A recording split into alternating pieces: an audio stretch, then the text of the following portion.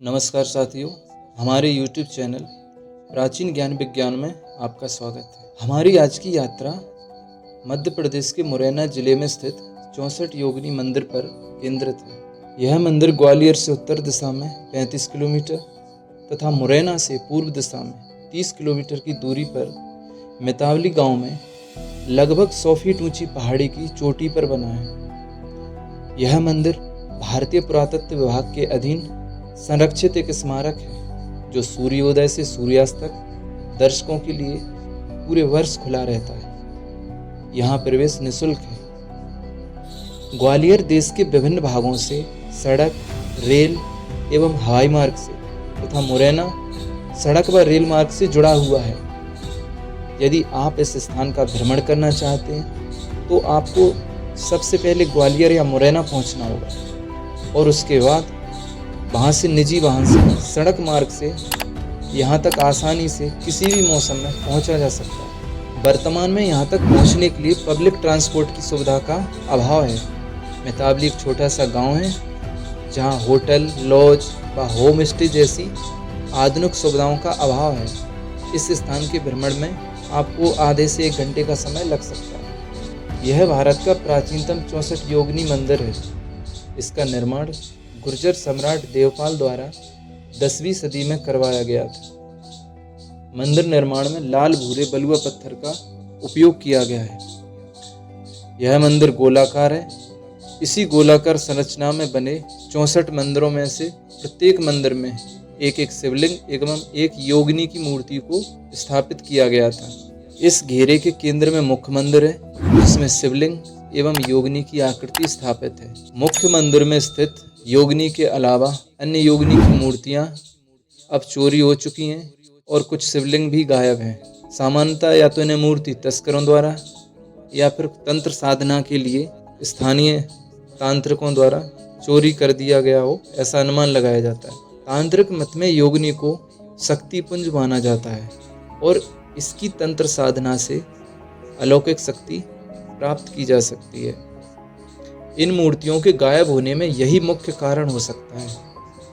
मध्यकाल में यहाँ सूर्य की गति के आधार पर गणित, ज्योतिष आदि विषयों की शिक्षा दी जाती थी और यह केंद्र मध्यकाल में जो एक विश्वविद्यालय के रूप में विख्यात था, बाद में तंत्र साधना का एक प्रमुख केंद्र बन गया और देश के विभिन्न भागों से तांत्रिक यहाँ अपनी साधना करने के लिए आने लगे। स्थानीय लोगों का कहना है कि आज भी रात्रि के समय मंत्र और भयानक डरावनी आवाजें सुनाई देती हैं, जिससे मंदिर तो छोड़िए पहाड़ी के आसपास जाने से भी लोग डरते हैं। इस मंदिर की संरचना असाधारण व अद्वितीय है। सर्दी, गर्मी, बारिश एवं अनेक बार भूकंप के झटके झेलने के बाद भी आज भी यह मंदिर लगभग पूर्णतः सुरक्षित बना हुआ है। लगभग 1000 वर्ष का समय व्यतीत हो चुका है, परंतु मंदिर आज भी ऐसे लगता है जैसे निर्माण कुछ 100 वर्ष पूर्व ही हुआ हो।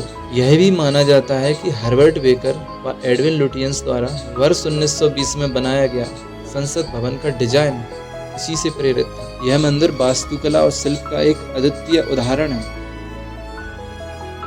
64 योगिनी मंदिर अपने रहस्य और तंत्र साधना के लिए आज भी विख्यात है। आज भी यहाँ पर अमावस्या और पूर्णिमा की रात में तांत्रिक आकर तंत्र साधना करते हैं। आज भी लोग यहाँ पर भूत प्रेत या ऐसी अनिष्टकारी शक्तियों से बचाव के लिए यहाँ पर बने हवन कुंड की भस्म को लगाते हैं और ऐसी मान्यता है कि इस भस्म को लगाने से यदि उनके ऊपर ऐसा किसी भी प्रकार का दुष्ट आत्मा का साया होता है तो वो दूर हो जाता है। आज भी विशेष अवसरों पर गांव के लोग यहाँ पर आते हैं, पूजा पाठ करते हैं और अपनी मनोकामना के लिए, परंतु सामान्य तौर पर यह मंदिर सुनसान रहता है और एकांत बना रहता है। यहाँ पर रात्रि के समय यहाँ पर प्रवेश निषिद्ध है, प्रतिबंधित है और कोई भी ग्रामीण रात्रि के समय यहाँ नहीं आता है।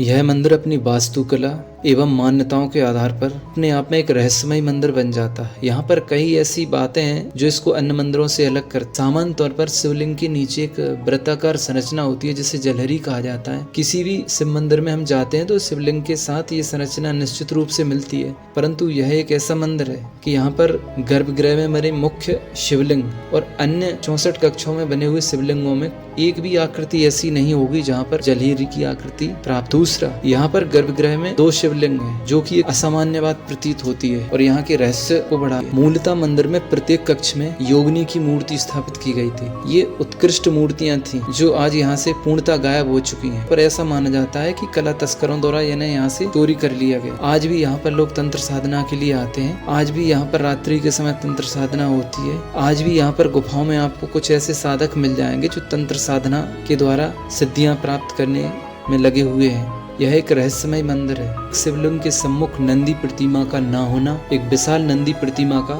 शिवलिंग के सम्मुख न होकर पहाड़ी से नीचे मंदिर के प्रवेश द्वार पर स्थापित होना, मुख्य गर्भगृह में एक साथ 2 शिवलिंगों का होना, ये कुछ ऐसी बातें हैं मंदिर को अन्य मंदिरों से अलग स्थान प्रदान करती हैं और इसको एक रहस्यमय मंदिर के रूप में स्थापित करती हैं। और यही वो बातें हैं जो एक सामान्य मंदिर और तंत्र साधना के लिए बने इस मंदिर में दिखाई देती। जी हाँ मित्रों, यह रहस्यों से भरपूर मंदिर है।